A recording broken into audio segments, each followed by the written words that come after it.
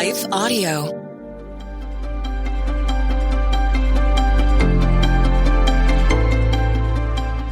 Welcome to the Crosswalk Devotional.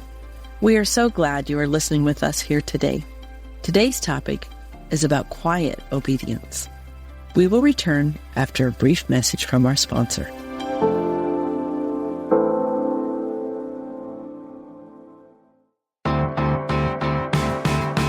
Hey, Greg Laurie here. Welcome to my podcast. I have a very special guest, Joel Rosenberg. Levi, thanks for being on my podcast. Thank you for making time for me. Hollywood's not the hope of the world. The local church is the hope of the world. And I've always felt like it's my job to set a volleyball that can be spiked at the local level. If God can reach Michael Franzese, who can God not reach? Now streaming on Salem Podcast Network and Salem News Channel. There's no way around it. When it comes to healthcare, people are really frustrated with how much it costs and how to pay for it. The usual ways we've been doing this have only gotten more expensive, more complicated, and honestly, just aggravating. And that's why MediShare is such a welcome relief. It's called healthcare sharing. It's different and it works. More than 1 million Americans are now doing this, and MediShare has been a great option for more than 30 years. So really, you could have saved thousands of dollars a year on your healthcare and be happy. Imagine that. If you've heard about it and you want to know more, there are 2 easy options. Go to medishare.com/crosswalk. That's medishare.com/crosswalk. Or just grab your phone and send a text. You'll get the info, which could really help you and your family out. Text the word crosswalk to 70246 to get the facts. Text crosswalk to 70246 and you'll get the link. That's crosswalk to 70246.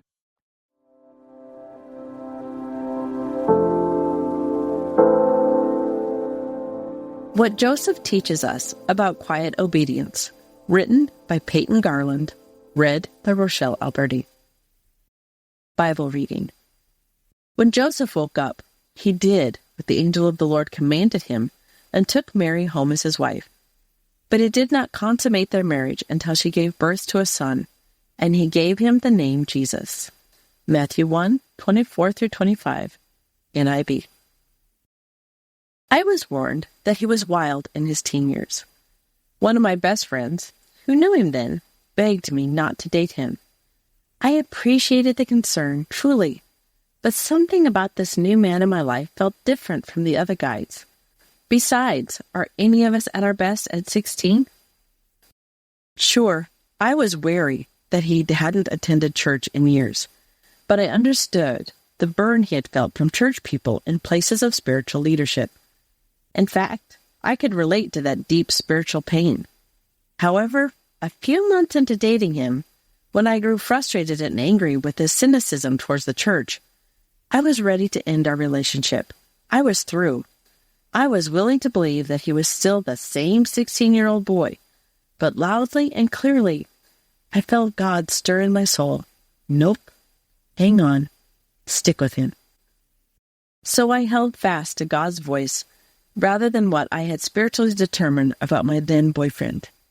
Today, almost 9 years later, I have no regrets. This cynical guy became my husband, a patient, hardworking man. He became the father to my children, a protective, present man. He became an active member of our church and is now a life group leader for 9 families, a humble, changed man. It's often the quiet, humble obedience that makes a lasting impact.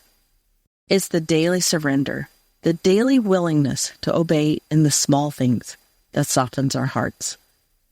After all, anyone can stand on a stage with a microphone in hand because it often conveys their important and sometimes faulty leadership qualities.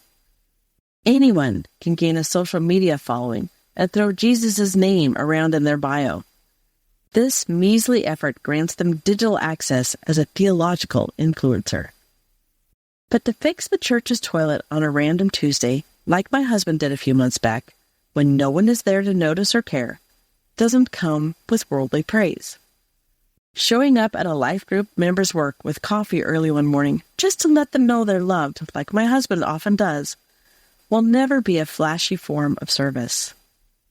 Joseph was never going to be popular by marrying a woman whose supposed adultery should have had her stoned, bearing the religious and social disgrace he never asked for. Yet he did it anyway.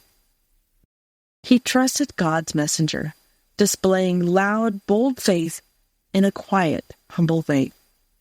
He doesn't waste his time trying to convince others that Mary was blameless because his reputation wasn't his concern.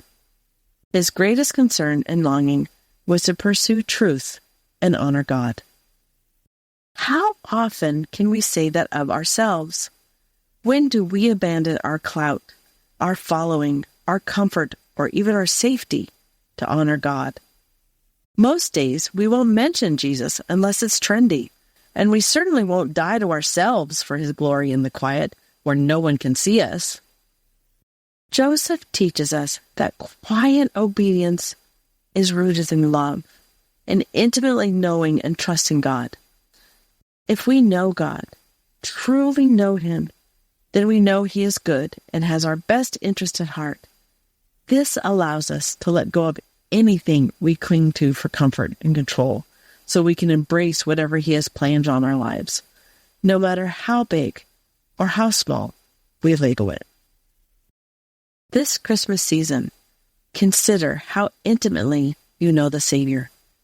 Consider when you should sacrifice your pride to humbly serve others, even if no one knows. Consider what motivates your obedience to God.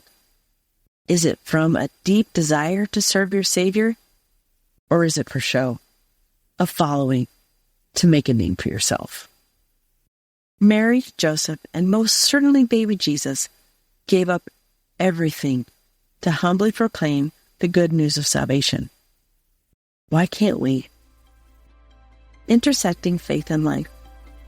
Take a few moments to reflect on the last time you humbly served someone else. What was your motivation? How did you feel after obeying? Ask God to soften your heart and reveal any ways that pride has kept you from quiet obedience. Further reading, Matthew 2. Advent lessons from the life of Joseph, a man like Joseph. The Crosswalk Devotional is a production of Life Audio and Salem Media.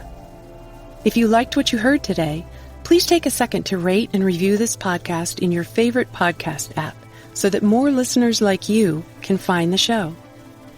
For more faith-filled, inspirational podcasts, visit us at lifeaudio.com.